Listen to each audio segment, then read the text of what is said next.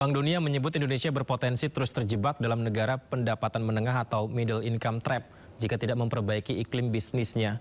Bank Dunia menilai pertumbuhan ekonomi Indonesia sangat mungkin dicapai jika melakukan reformasi struktural. Bank Dunia mewanti-wanti Indonesia berpotensi terus terjebak dalam negara pendapatan menengah atau middle income trap jika tidak memperbaiki iklim bisnisnya. Bank Dunia menilai meski Indonesia telah mencatatkan progres pembangunan yang baik, kualitas iklim bisnis di tanah air masih tertinggal jauh dibandingkan indikator-indikator makro lainnya.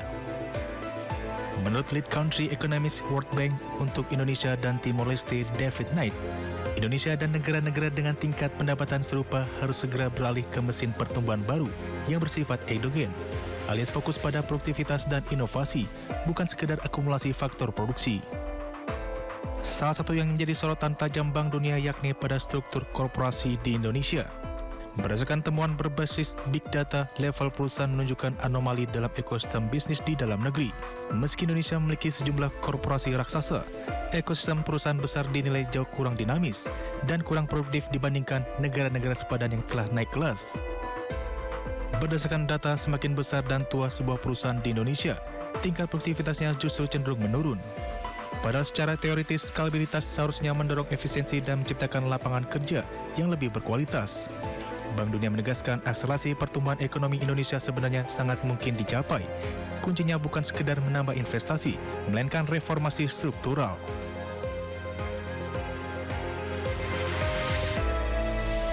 Pemirsa, kasus dokumen Epstein kembali mencuat dan menggegerkan masyarakat. Baru-baru ini sebuah rekaman menunjukkan kediamannya yang diduga jadi tempat praktik prostitusi dan perdagangan anak di bawah umur.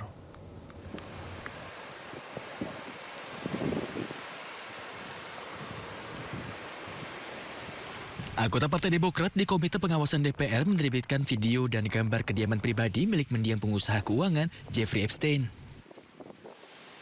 Rekaman yang diambil di Little St. James atau yang dijuluki Little St. Jeff di Kepulauan Virgin Amerika Serikat menunjukkan sebuah villa besar dengan kolam renang yang menghadap ke pantai Karibia dikelilingi oleh tembok, batu, dan berbagai patung.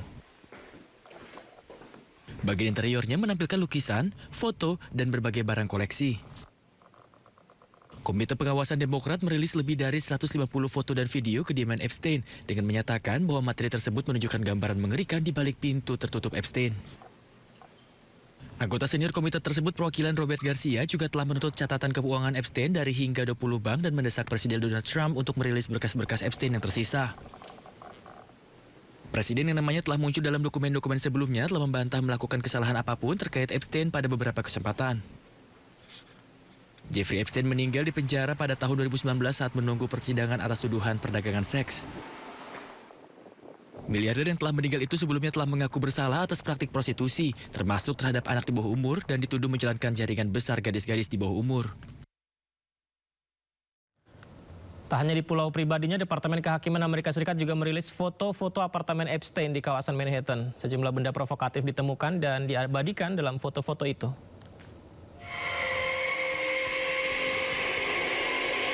Para penyidik Kejaksaan Agung Amerika Serikat mengabadikan setiap sudut kediaman pengusaha Jeffrey Epstein di kawasan Manhattan lewat sejumlah foto.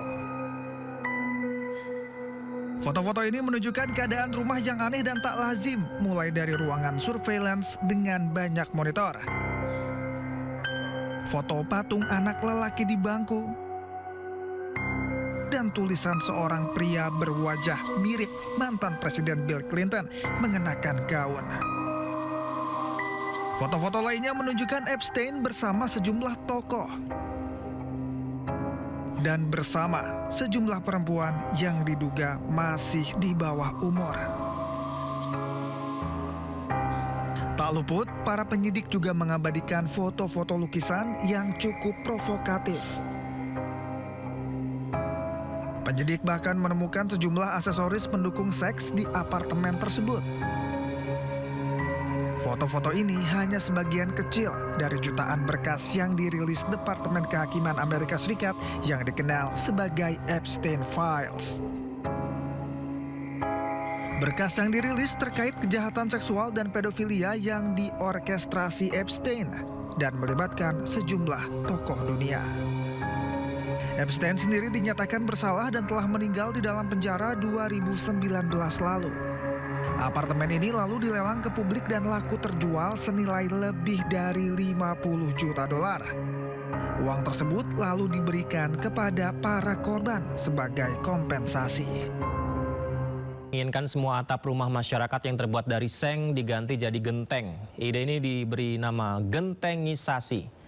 Itu didukung sejumlah kepala daerah termasuk pemerintah Provinsi Jakarta dan Jawa Barat.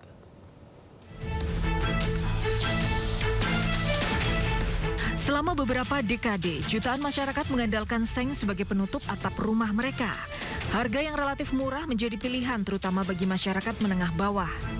Namun kini, Presiden Prabowo Subianto punya keinginan besar. Prabowo ingin mengganti seluruh atap seng rumah masyarakat dengan genteng.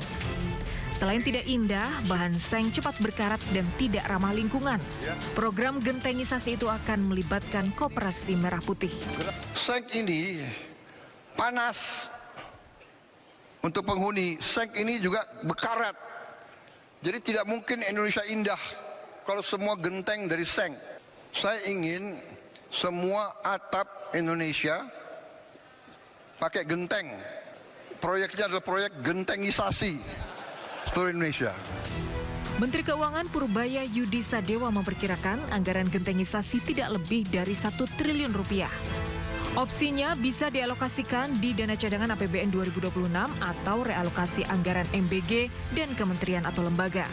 Sementara itu, Gubernur DKI Jakarta Pramono Anung menyatakan siap mengikuti arahan Presiden untuk mengganti atap rumah warga Jakarta dengan genteng secara bertahap. Arahan Bapak Presiden 1000% pasti saya jalankan karena saya memang berkeinginan Jakarta akan menjadi lebih rapi, lebih bersih. Tidak hanya Jakarta, Gubernur Jawa Barat Deddy Mulyadi juga akan memasukkan wajib pakai genteng dalam spesifikasi izin mendirikan bangunan. Tim Liputan iNews melaporkan. Kementerian Perindustrian meminta pelaku industri bersiap menjalankan proyek gentengisasi yang dicanangkan oleh Presiden Prabowo Subianto. Menurut Menteri Perindustrian Agus Gumiwang Kartasasmita, program itu mampu meningkatkan kinerja industri nasional khususnya industri keramik. Rencana pemerintah mendorong penggunaan genteng tanah liat sebagai material atap rumah mendapat perhatian dari pelaku industri. Menteri Perindustrian Agus Gumiwang Kartasasmita menyebutkan program yang dikenal dengan istilah gentengisasi itu dinilai bukan sekedar kebijakan material bangunan, melainkan peluang ekspansi baru bagi industri keramik nasional khususnya segmen genteng. Kebijakan ini akan menjadi motor penguatan industri berbasis sumber daya lokal, mulai dengan membuat rumah menjadi lebih sejuk, tahan lama, ramah lingkungan, dan memiliki nilai ekonomi yang lebih baik dibandingkan dengan atap-atap yang bahan bakunya bukan dari tanah. Teman-teman Asaki sudah 90%, dengan ada program gentengisasi itu masih ekspansi, nggak ada pilihan lain. Jadi kita harus siap-siap, karena apa? Karena memang kalau kita coba pelajari, ya memang genteng sebagai atap itu memiliki beberapa keunggulan. Yang pasti dia lebih sejuk, kemudian juga dia lebih tahan lama. Ketua Umum Asaki Edi Suyanto menyambut baik langkah tersebut lantaran mampu mendorong pertumbuhan pabrik genteng sekaligus memperluas penyerapan tenaga kerja di sektor manufaktur. Adapun saat ini kapasitas produksi genteng nasional sudah berada di level tinggi, bahkan mendekati batas optimal, di mana utilisasi sudah di atas 90% dengan 3 perusahaan dengan produksi 85 juta pieces per tahun. Utilisasinya sudah di atas 90%.